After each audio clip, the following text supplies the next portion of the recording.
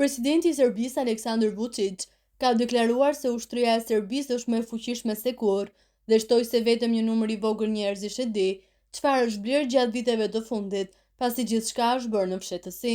Në një intervistë për televizionin Prava, ai ka thënë se gjatë një parade të madhe ushtarake në shtator, ushtria do të tregojë gjithçka që posedon. E kemi mbajtur të fshehtë, por këto janë ndryshime të mëdha për ushtrinë e Serbisë në periudhën e ardhshme.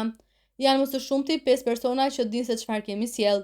Qëllimi ynë është të mbrojmë vendin ton, ka thënë Vučić, pas sqaruar se nga kush Serbia duhet të mbrohet. Ai shtoi se ushtria po bëhet më errësisht goditëse.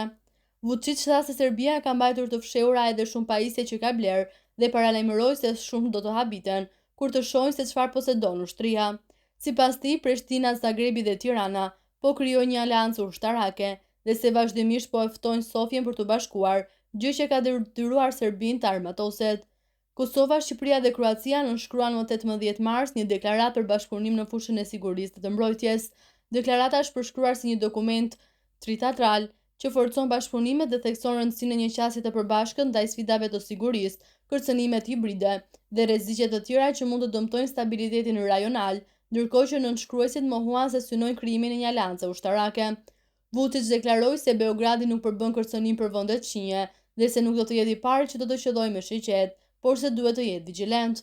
Jemi të rrethuar nga vendet e NATO-s, kë mund të kërcënojmë ne?